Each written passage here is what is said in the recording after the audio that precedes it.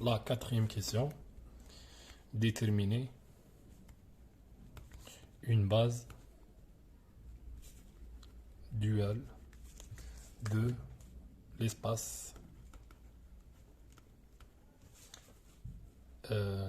dual R3 étoiles. Donc R3 étoiles. Donc pour trouver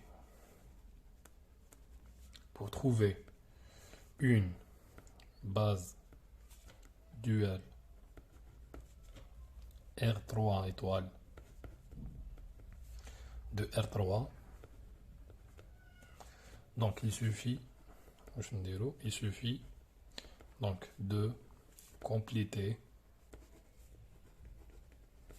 la famille L1 par deux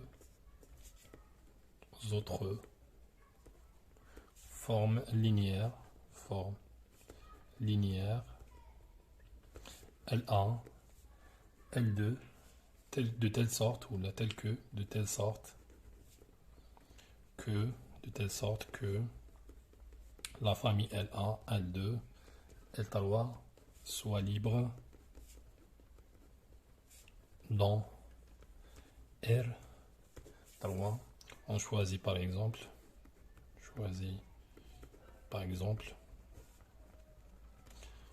L2, c'est quoi? Donc elle est définie de R3 vers R, donc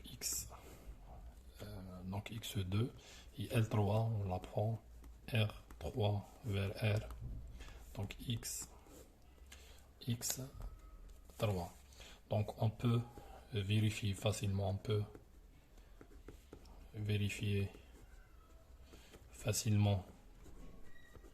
que la famille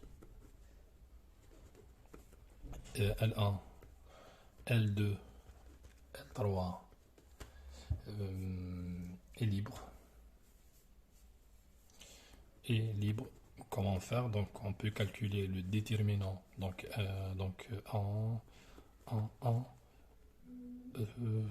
1, 0, 0, 0, 1. Donc ce déterminant est égal à moins 1 différent de 0. Donc la famille L1, L2, L3 donc est libre. La question qui suit, donc déterminer une base Q orthogonale. Donc déterminer une base Q orthogonale. Donc il y a une méthode très facile, qui est deux méthodes à faire. Donc soit on travaille avec la matrice de passage, donc le passage de la base canonique vers la base B. Donc c'est quoi? Donc c'est la base B. Donc c'est quoi? Donc la base B c'est quoi? Donc c'est une base V1, V2. On suppose que celle-là c'est la base Q orthogonale. Donc c'est la matrice de passage de cette base vers. Donc c'est le passage de la base canonique étoile B étoile transposée moins 1. Donc il y a une méthode très facile pour trouver la base canonique, donc la base orthogonale. Donc on pose L1 de x est égal à, L2 de x est égal à B, L3 de x est égal à C. Donc la première donne x1 plus x2 plus x3 est égal à 1, x2 est égal à B, x3 est égal à C. Donc on remplace par ces valeurs ici et ici.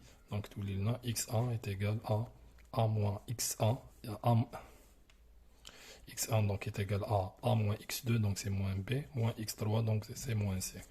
Donc on aura à la fin x1 est égal à moins b moins c, x2 est égal à b, et le C est égal, et x3 est égal à C. Donc x1, x2, x3 est égal à 1, moins 1, moins 1, 0, 1, 0, 0, 0, 1 fois A, B, C. Donc celle-là est la base Q orthogonale. Donc on a V1, c'est le V1, c'est le V2 et c'est le V3. Donc c'est bon. Donc la dernière question, déterminer la signature et le rang de Q. La signature et le rang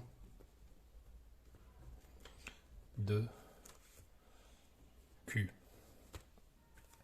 Donc le rang, c'est le nombre de carrés dans la décomposition de la forme quadratique. Le rang, donc c'est 1.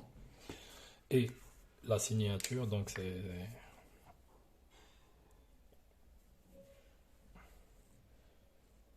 le rang de Q.